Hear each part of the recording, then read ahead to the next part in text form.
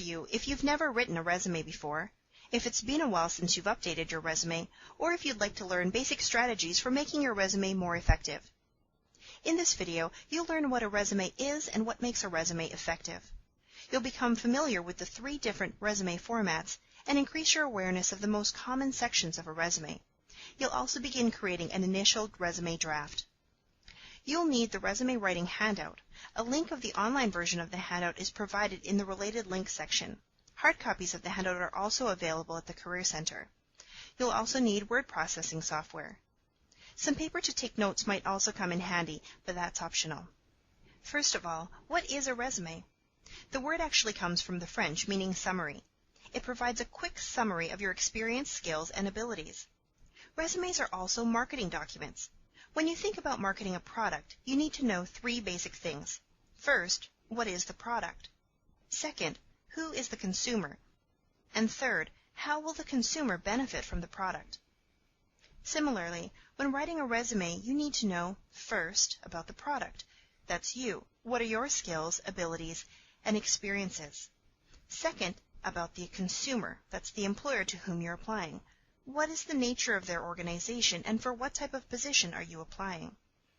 And third, how can you benefit the employer? The more you know about the employer and the position, the better you can decide which of your skills and experiences are relevant. Let's also remember not to expect your resume to get you a job offer. Typically, the purpose of the resume is to secure an interview. Now let's talk about how to make your resume effective. Relevant. That's a one-word definition of an effective resume. An effective resume will always be a tailored document and be written with a specific audience in mind. If you're thinking that sounds as though you'll need to write a different resume for every position to which you apply, you're right. But don't worry, you can create a grab bag resume that contains all of your experience. Then, as you apply for different positions, you can tailor down this grab bag document to fit the needs of the specific employer. An effective resume will also look great. It will be no longer than 1 page in length, be free of typos or grammatical errors, be uncluttered and contain a balance of white space, and have clear and distinctive section headings. It will be organized in reverse chronological order and be accompanied by a strong, relevant cover letter. There is information common to most resumes. This information, which is typically organized into sections, includes your name and contact information, an objective statement, your education, and your experience. You can add other sections to your resume depending on what you want to emphasize about yourself. For example, you may want to include sections called honors or related coursework after your education section. You may choose to create a specific section dedicated to your volunteer experience, or you might create a technical skills section if you felt this would be relevant to the employer to which you are applying. Later in the video, we will examine the common sections in more detail. Since one of the most robust sections of your resume is typically the experience section, it's important to be able to organize your experience in a way that's useful, meaningful, and relevant to employers. Assuming that the reader will be reading your resume from top to bottom, the different resume formats help you bring the most relevant information about yourself closer to the top of the document, thus making it more visible to the employer. Let's take a closer look at the 3 resume formats, starting with the chronological. The chronological format is the one that is most frequently used.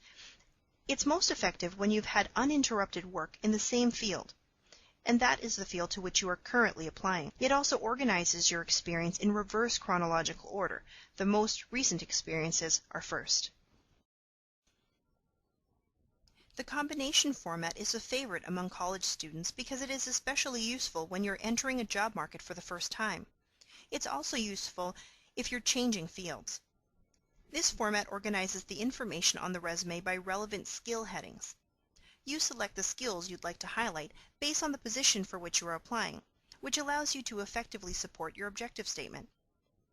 Your position titles, which were emphasized in the chronological format, are located at the bottom of the combination format resume.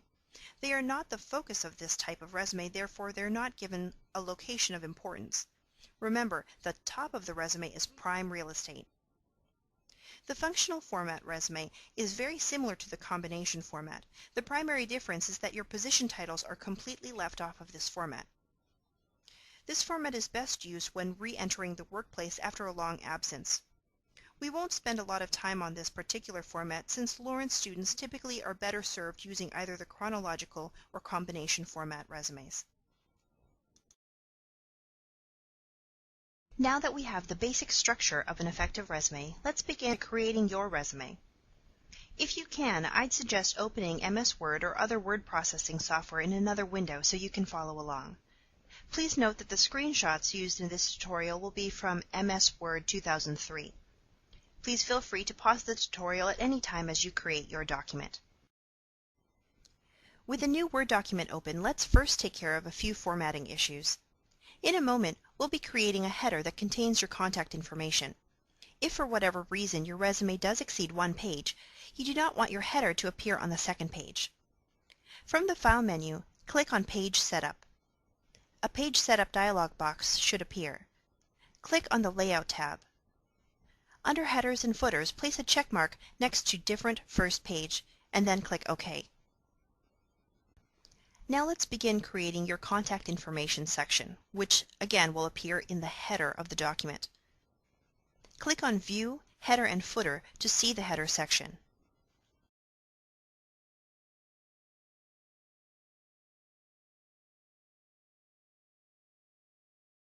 Both your campus address and your permanent address can be listed. Provide your phone number and the number where you can most easily be reached, and your email address. In this example, we'll use both addresses and place them on either side of the name.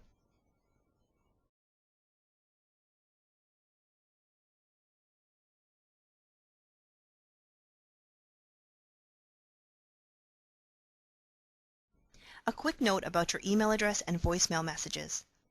Please use a professional email address, preferably your name at yahoo.com, for example. Avoid using quirky email addresses such as hotmama@yahoo.com. Also, if you will be graduating this year, remember that your Lawrence email account will be deactivated on July 1st following graduation. At the start of your senior year, you may already want to begin using a non-Lawrence email address when communicating with employers. With regard to voicemail, whether using your cell phone or landline, ensure the message you provide is a professional one. Remember that your name is an important piece of information for the employer, so use font sizing and formatting, such as bold, to make your name stand out on the document. The objective statement tells the employer what position you are applying for and what skills you have to offer. Name the type of position for which you are applying, name the type of employer to which you are applying, and then name the skills, usually 2 or 3, that you have to offer the employer. For now, if you don't have a job target or a specific position to which you are applying, leave some blanks in your objective statement to remind you to tailor the statement once you have a job target. Your draft statement might read something like this: a blank position with a blank organization where these 3 skills would be assets. Please go to Part 2 of the resume writing video tutorial.